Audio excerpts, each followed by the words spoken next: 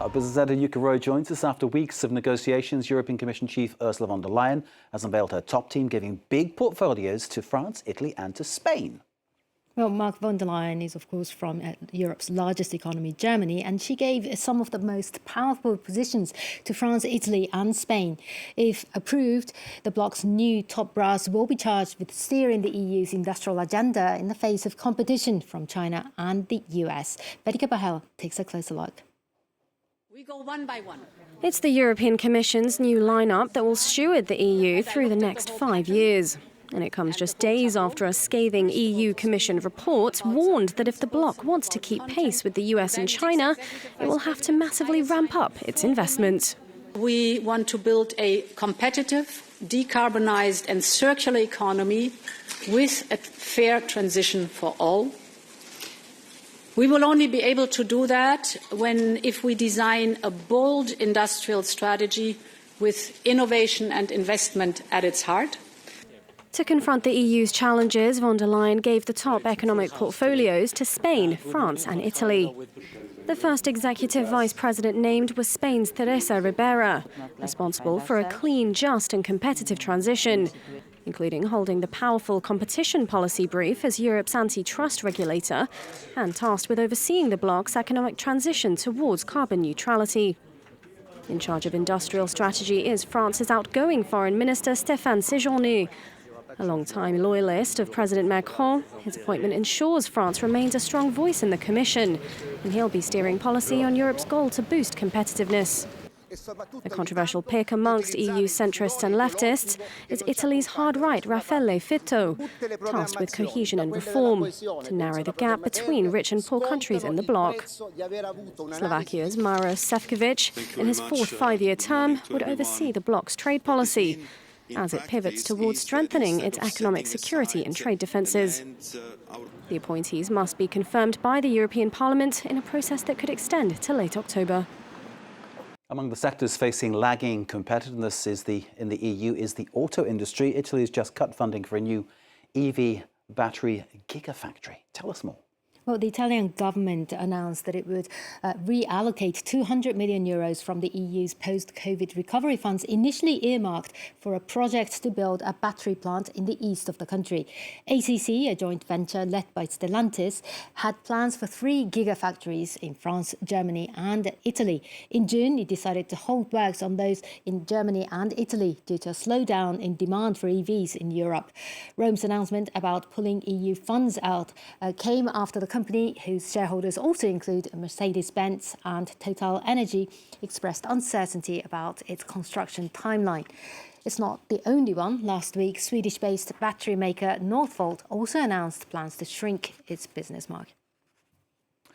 France's new Prime Minister, Michel Barnier, is under pressure to come up with a new spending bill, and tax hikes now seem to be on the table. Meanwhile, Oxfam's calling for a higher inheritance tax on France's wealthy. Well, the French government is staring down an annual deficit that's nearly twice the EU's limit.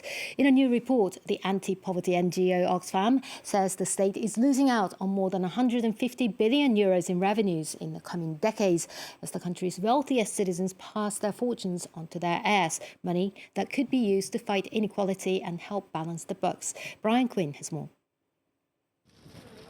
France's wealthiest citizens keeping it in the family. A new report from Oxfam is calling out the country's inheritance system, saying tax shelters and excessive loopholes are significant drivers of both inequality and its current fiscal woes. We need to simplify this system to make it more transparent and more fair. You should be able to inherit up to a certain amount tax-free, but beyond that, everyone pays the same tax. According to the report, the top 0.1% of French heirs are left an average of 13 million euros each, 180 times the national median inheritance. Over the next 30 years, the state stands to lose out on 160 billion euros in revenues, as dozens of French billionaires leave nearly €500 billion to their heirs. Inheritances of more than 1.8 million euros are supposed to be subject to a 45% marginal tax. In reality, though, the wealthiest pay roughly 10%, thanks to a variety of tax shelters and exemptions. New Prime Minister Michel Barnier is taking over a government with a 5.6% budget deficit, nearly twice the EU limit. He'll be trying to plug a €110 billion hole in the state's finances to get back in compliance by 2027. A recent survey shows roughly 60% of the French public support higher taxes on large inheritances. It's a hot topic indeed. Finally, for business, it's the most famous high street in Britain. Now the Mayor of London wants to make Oxford Street pedestrian.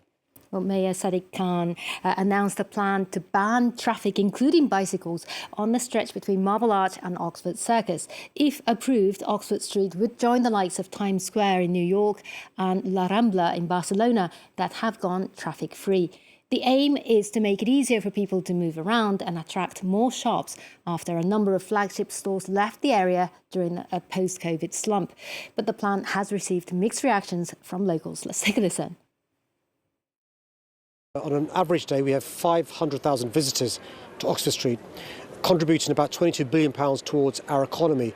But this street is underperforming.